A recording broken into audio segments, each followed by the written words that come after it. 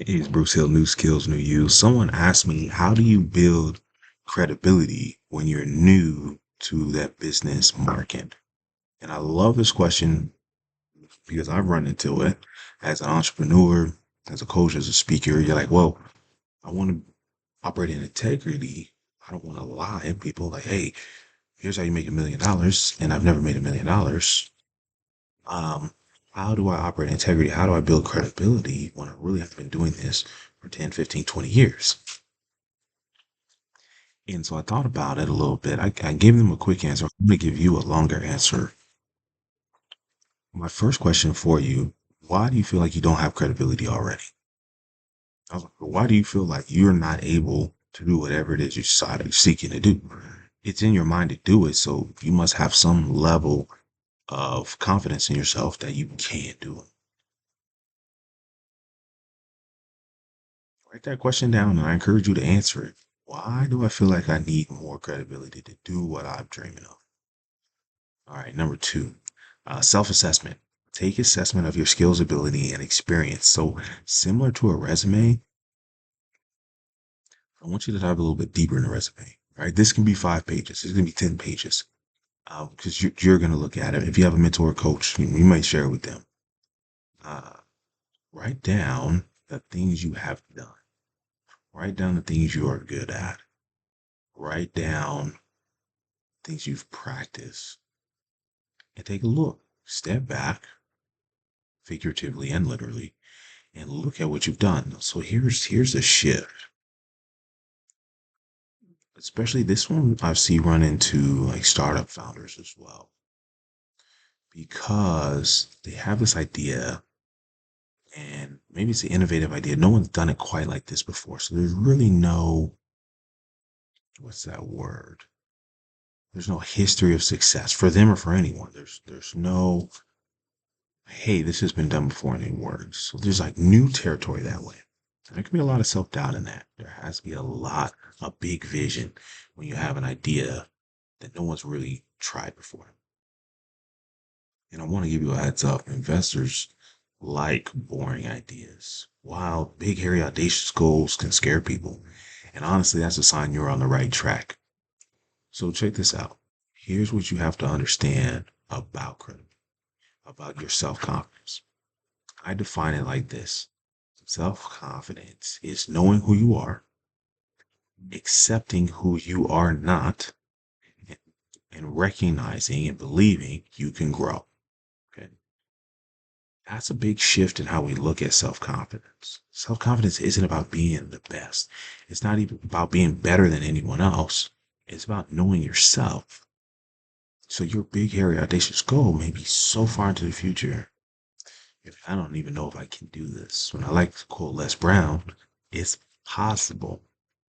What you have to go is look at your list, right? You took your inventory, you wrote it down.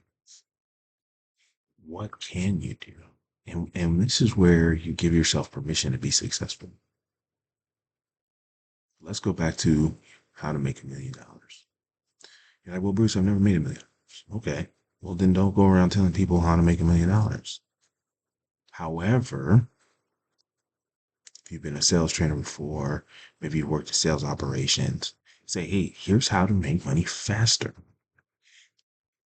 And take that incremental step towards $1 million. So whether you're making $10 an hour or $10,000 a month, here's how you can multiply.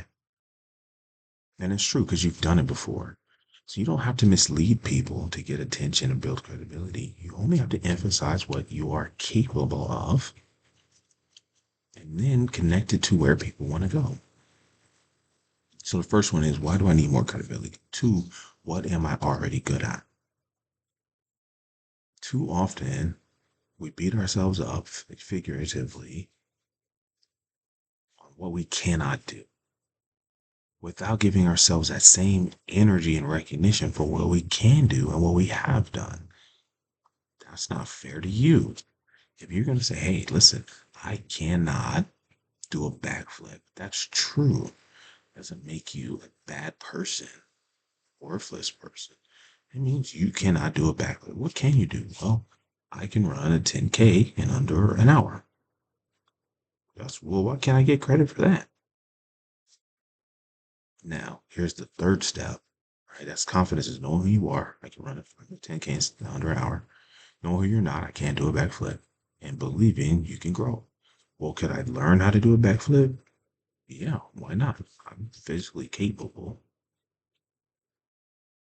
So that shift realizes that what you can or can't do doesn't change your value as an individual.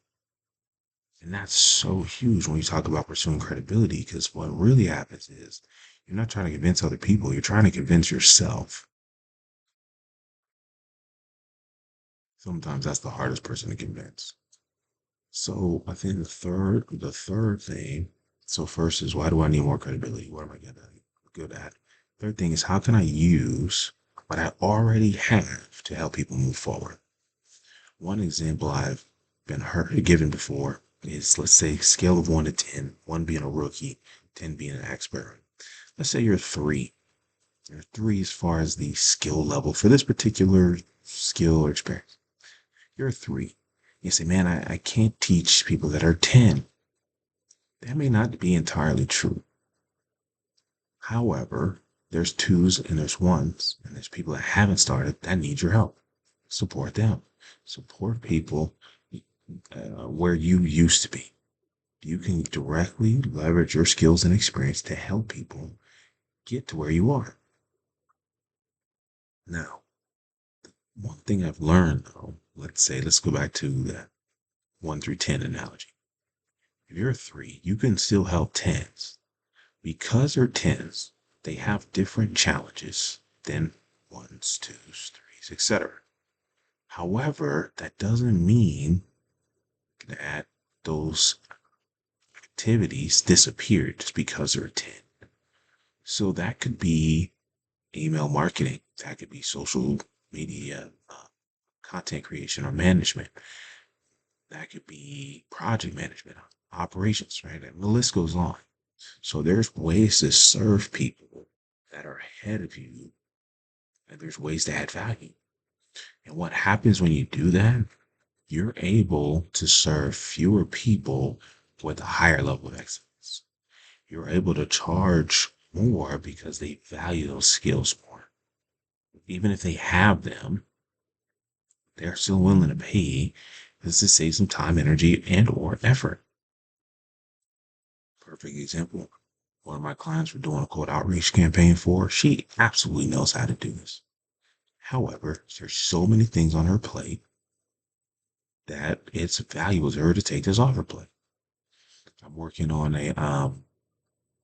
I sent a proposal to a tech startup. They're also working on an outbound campaign. I don't know how I got roped into outbound campaigns. I need to reflect on what I'm telling people that's making them reach out for that. It could be the market. That's what the market needs. Sometimes what you want to do isn't what the market wants. You got to do what the market wants. That's how you get paid. Um, Keep it moral, ethical, and legal, please. So they've got the tools and systems set up, but their messaging is off. So I'm going to help them with their messaging. They want to be more effective. Could they do it? Probably. But I'm going to shortcut the amount of time it helps them take to improve the results. Right? They want to get there faster and easier. And that's what people pay you. So even though this is a tech startup, I'm not sure if they're working towards IPO, if they're going to look for acquisition. Doesn't matter. It can help them get there faster and easier. And so even though you might say, oh, they're so much better than me, they're so much more ahead of me, they're more successful, you want to add value where you can add value to people who find it valuable. And that's where now it doesn't become a credibility conversation, it becomes a value conversation. The reason, here's the summary. Perfect. And this is why I love recording. I record these videos once, I don't edit them, just print and ship it. The reason you're struggling with credibility is I believe you're trying to convince people to see your value. That's a waste of energy. Go find people that already appreciate the value you have and then give them opportunity to tell you yes. So, perfect example. Perfect example. If I told you, hey, I have a set of surgical instruments with a .001 level precision. If you're not a surgeon, that would literally be useless to you. Like, what am I going to do with these? Right? So, does that mean the surgical instruments don't have a high level precision? No, it means you need to go talk to surgeons. So, you're like, hey, I have a food delivery service, right? Straight from farm to table. Well, I don't need to sell that to a marketing person. I need to sell that to restaurants. I think that your struggle with finding credibility is going to change if you change who you talk to. I hope that helps. Remember, one new skill will change your life.